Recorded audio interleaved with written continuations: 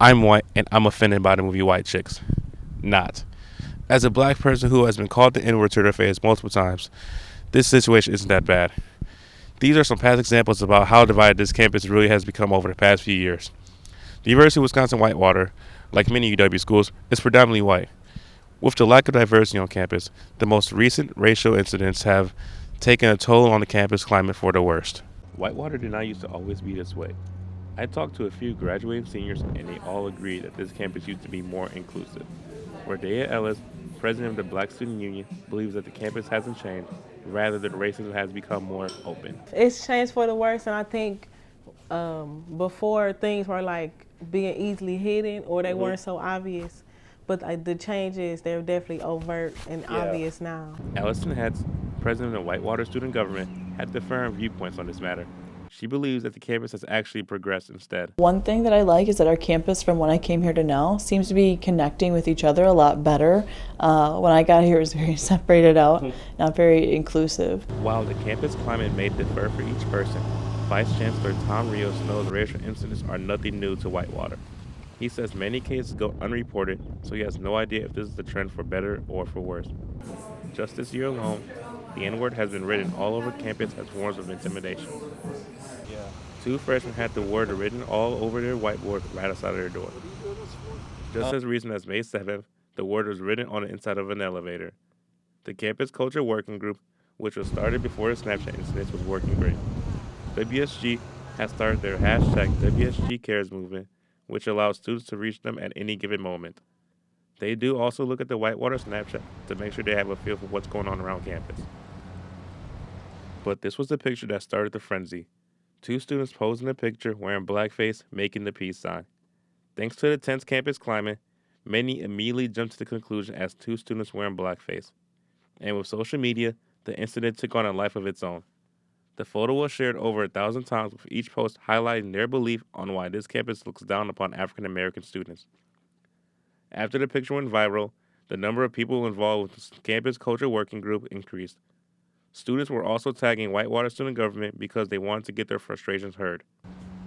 Chancellor Copper condemned the picture immediately and said she was going to closely look into the situation. By the end of the investigation, it turned out to be a black facial mask.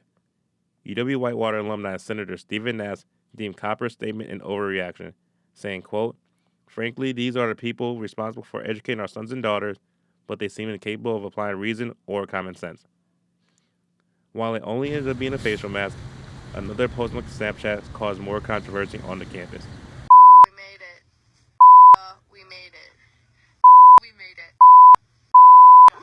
The video went viral immediately, this time sparking outrage among the student body. Students were appalled that these girls were saying a word that had so much power in such a mocking tone. The moderator of Whitewater Snapchat even condemned both posts and removed them immediately. Hetz did speak to the girls in the video, and they have apologized since then. However, Chancellor Copper did not punish anyone involved in both incidents. Many students wanted to fire Copper, while some were apathetic to the situation.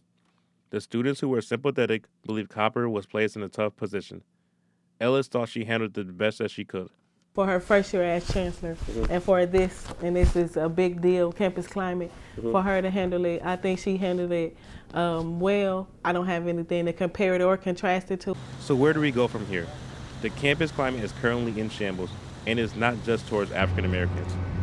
Students at the Action Forum told stories about how they were ridiculed for their race, gender, sexual orientation, and religion. A veteran was asked by his teacher about how he lives with PTSD just because he was in the service. Rios believes that it's not because they are racist, rather they have never interacted with someone from outside of their culture. It's not a problem, it's a key, like you say, because if I've never interacted with African American student or never interacted with a Latino or whomever, right? I'm having first exposures with you. So with first exposures come a lot of what? Fundamental questions. There is a lot of validity in that statement since Whitewater is not the only UW school with racial tension. Students at UW-Madison have been constantly harassed in person and over social media. Some have shared their horror stories over Facebook. A Vietnamese girl was spit on in broad daylight because the guy thought she was Chinese while his friends laughed about it. Ellis believes that this behavior is a reflection of the country. She says Whitewater is in a pivotal moment to change for the better. The Whitewater is just reflecting, like you said, the rest of the country. But I think Whitewater is also in a position where we can be progressive and be an example for the rest of the country. We in a position where if we can either change these things, realize the fact that there is a change, and then change them, or we can say we want to change them, talk about it for however long we do, and nothing comes from it.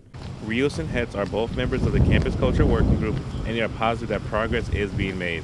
You can look at back from 2011 when I got here to now, and I think there's been huge steps that have been taken. Okay. I think that it's a constantly thing that you can't just stop and say, okay, we're here now, we're at 100%, we're done.